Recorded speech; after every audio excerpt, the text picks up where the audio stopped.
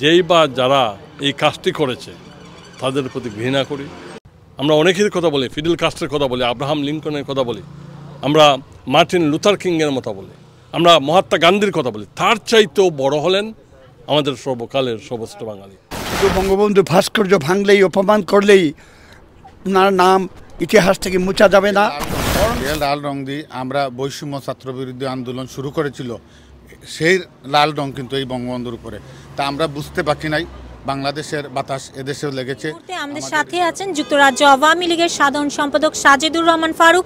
তার কাছ থেকে আমরা জানবো যে এই যে বঙ্গবন্ধুর আবক্ষ মূর্তিতে বহির্বিশ্বে যে মূর্তি প্রথম প্রতিস্থাপিত হয়, এই মূর্তির গায়ে কে বা কারা গত রাত্রে এই লাল রং নিক্ষেপ করে গিয়েছেন এবং তাদের যে প্রতিক্রিয়া আমরা শুনবার চেষ্টা করব।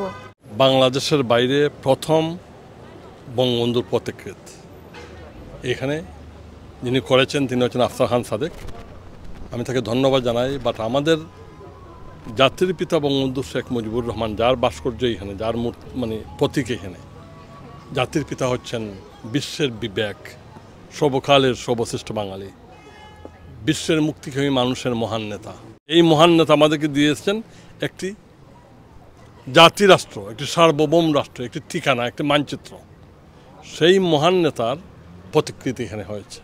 বঙ্গবন্ধু শুধু বাংলাদেশের 16 কোটি মানুষের নয়, বঙ্গবন্ধু বিশ্বের নিপীড়িত নির্যাতিত মানুষের মহান নেতা। আমরা অনেকের কথা বলি, ফিডেল কাস্ট্রোর কথা বলি, আব্রাহাম লিঙ্কনের কথা বলি, আমরা মার্টিন লুথার কিংয়ের মতো বলি, আমরা মহাত্মা গান্ধীর কথা বলি। তার চাইতেও বড় হলেন আমাদের সর্বকালের সর্বশ্রেষ্ঠ বাঙালি, জাতির পিতা বঙ্গবন্ধু শেখ মুজিবুর রহমান। কারণ তার অঙ্গুলি নির্দেশনের মধ্য দিয়ে বাংলার স্বাধীনতা হয়েছে, আমরা স্বাধীন হয়েছে বাংলাদেশের মানুষ। এবং তিনি ভিন্ন, তিনি সকলের কাছে গ্রহণযোগ্য। যেই বা যারা এই কাজটি করেছে তাদের প্রতি ঘৃণা করি। দর্শক, আজকে আমাদের সাথে উপস্থিত আছেন যুক্তরাজ্য আওয়ামী লীগের সাংগঠনিক সম্পাদক আব্দুল আহাদ চৌধুরী। যে আবক্ষ মূর্তি বহির্বিশ্বে প্রথম স্থাপন করা হয়েছে, এই মূর্তির গায়ে রং ছোড়ার বিষয়ে তার কি প্রতিক্রিয়া আমরা জানার চেষ্টা করব। অসংখ্য ধন্যবাদ। বহির্বিশ্বের জাতির জনক বঙ্গবন্ধু শেখ মুজিবুর রহমানের ভাস্কর্য যারা লাল রং ছিটিয়ে দিয়েছে, আমি তীব্র নিন্দা করি। এটা স্বাধীনতার চেতনার প্রতি আঘাত। এটা 30 লক্ষ শহীদদের রক্তের সাথে বেইমানি করে যারা এটা চুরেছে। কিন্তু একটি কথা মনে রাখা দরকার, শুধু বঙ্গবন্ধু ভাস্কর্য ভাঙলেই, অপমান করলেই ওনার নাম ইতিহাস থেকে মুছা যাবে না। বরঞ্চ এটা আমাদের মধ্যে মুজিব সৈনিক অর্থাৎ 16 কোটি মানুষ যারা মনে প্রাণে বঙ্গবন্ধুকে ভালোবাসে, জামাত শিবির যারা স্বাধীনতায় বিশ্বাস করে না, জামাত শিবিররাই আজকে বিভিন্ন নামে, খুঁটার নামে তারা এই বঙ্গবন্ধুর বাংলাদেশ সহ বহির্বিশ্বে বঙ্গবন্ধুর ভাস্কর্যকে ভেঙে দিয়েছে, যেটা নিন্দনীয় অপরাধ। এমন এক দিন আসবে এবং অচিরেই আপনারা দেখবেন আবার বঙ্গবন্ধুকে 16 কোটি মানুষ সাদরে গ্রহণ করবে এবং বাংলাদেশ কোনোদিন আফগানিস্তান হবে না।